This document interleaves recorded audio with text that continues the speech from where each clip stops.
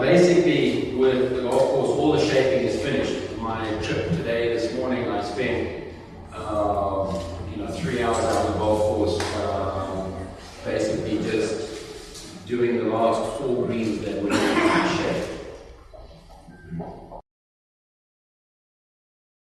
We have 10 holes that are finished that are grass, and we're waiting for those to grow in, and there are another 8 holes that are being planted as we speak. The holes that I looked at today, there'll probably be grass on them within the next 3 weeks or so. So we're very excited. The course probably will be ready around about February or March, depending on the weather. If we get some good rain, we get some nice heat, it'll be ready.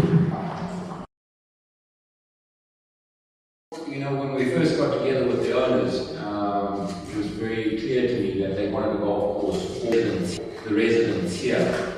Now obviously there's very many different styles of courses that you can play and visit around the world, but this one we felt it was very important to target the people that were going to live here and play this golf course. So those were the people that we really built the golf course for.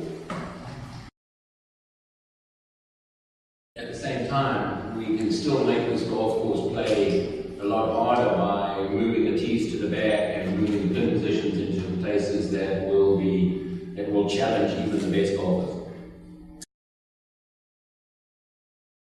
Basically, as water in front of the tee for the better player, as you come over to the right hand side or to the left hand side for the handicap player, you take the water out of play. So basically, with angles, we make it easier. So the ladies and the men who play off the front tees have the widest part of the golf course to get from. Plus, they have the easiest angle without going over water or hazards. Yeah, it is absolutely. Right from when we started looking at the property, just after, in fact, we came to this property before it was even cleared, to get a feel for what type of golf course would fit best on this property.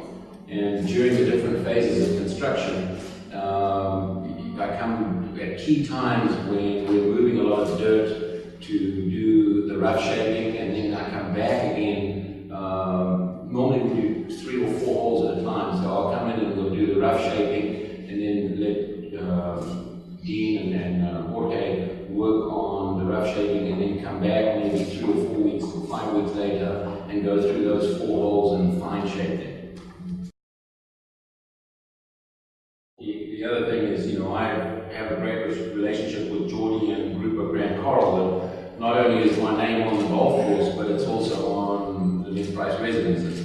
So it's very important. It's not I'm very proud of the fact that, but to make sure that this was done to the very best of my ability. So, having spent as much time here over the years, the last 2 years, not only has it been a lot of fun, but I think we've done a wonderful project here.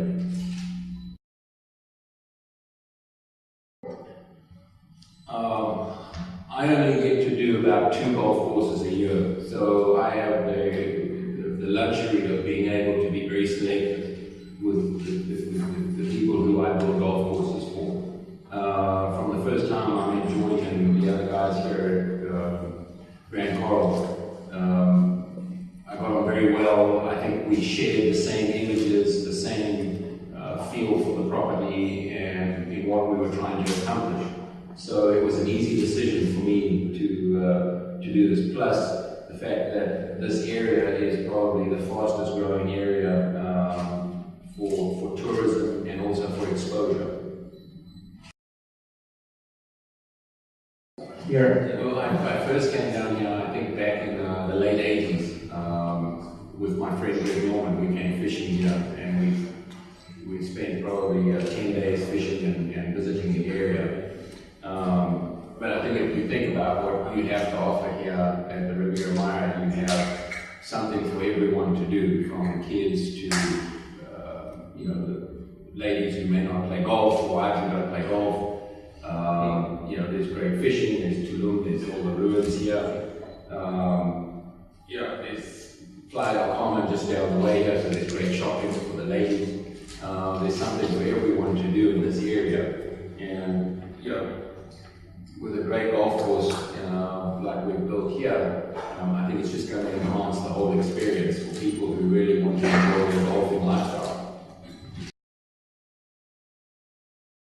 Well, every piece of property is different. We were lucky here because we had some good relief to the property in that there's maybe a 7 to 8 meter fall from the west side of the property over to the east. So we really didn't have to move a lot of dirt and a lot of fill, bring in a lot of fill to change the landscape any. We did basically work with what we were given. We obviously cut out a few ponds and some lakes for the golf course and used a little bit of that fill. But the undulation in this property was just lent itself to a golf course that we felt which is just a nice parkland type golf course with lots of beautiful views and wide corridors, which allow even the beginner to play as well as challenging the better player.